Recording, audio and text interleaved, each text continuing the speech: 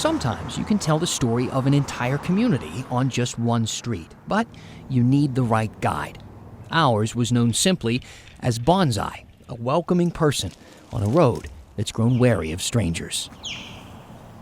This is our spread right over here. You can see right in the corner between the barn and the house, a huge shipping container storage shed thing melted. There's little hot spots burning everywhere. Oh, yo, this house is okay. And all the forest right there was on fire, and it stopped right at our doorstep. The first doorstep he took us to The miracle is how the fire came right up to the edge of his yard over here. belonged to another person with just one name, Nako. It's hard to stay away from it, when it's your whole life. I should probably mention he's a famous musician and headman for Nako and Medicine for the People, a band with tens of millions of plays on Spotify. So that's my house right up there, and the fire came and stopped right here along the path. And he nearly lost everything. Fucking like 4th of July up in here. Wow, look at that fire. Nako didn't evacuate right away, decided instead for sleepless nights trying to protect his place. There, you can see the stacks of buckets all over the place. There's one right around the corner too. Buckets and jugs of water that we were filling up from this little pond over here. It's a tiny ass pond, it's like the size of a kiddie pool. Amazing how quickly you use your bucket. They're not sure how much the buckets helped, but the home was spared. Yeah. This is very close to my house. It's probably about 100 yards away. Yeah. Do you feel like you dodged a bullet here? Because I feel like that bullet came pretty close. Oh, absolutely. 3 houses on the street did burn. Bonsai led us to one of them, a property at the end of the road, and an owner who's trying to make sense of what's left. And burned everything.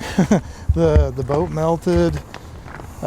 We had a car in the garage. It's sitting underneath that rubble there. You can kind of see the boat trailer inside the rubble there.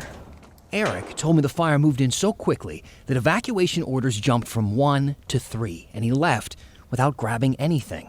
Oh, it was unbelievably hot. The fire took everything he owned, except for an unlikely blessing. I cannot believe that home you're building is standing. How? We can walk down there. I'll show you the fire that went around it. You can see the fire came all the way through here and all the way around. The framework of his dream house, built by his own hands, hardly has a scratch, even as the home next door burned to ash. Even this fallen tree refused to hit the wall as it crashed down. Just a little bit of luck. God, it wasn't supposed to burn. How could it not? It's all kiln-dried lumber. It's ready to go up like a match. And it didn't burn. And everything else did. I can't explain it. It was a miracle, an absolute miracle. And while Eric leans on faith, the street relies on each other. We all need to hold each other up and say, we're here for you. And We have a tight little community in this neighborhood. Bonsai sent out a neighborhood text when the flames got close. I wrote to them, hey everyone, I'm so sorry to say that it seems like the worst case scenario is here. All the fire trucks are parked here in town. It seems like they had to retreat. Sorry for the bad news, everyone. Let's stay in touch.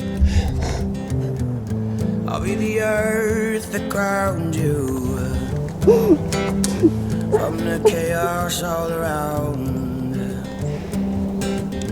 I'll be the home you return to. I can be your middle ground. It's been an emotional experience. As a reminder. Not necessarily sad, a lot like some of Nako's music. There's a hopeful sense on this street, and with the people living on it, that soon the smoke will clear for a better path through Estacada.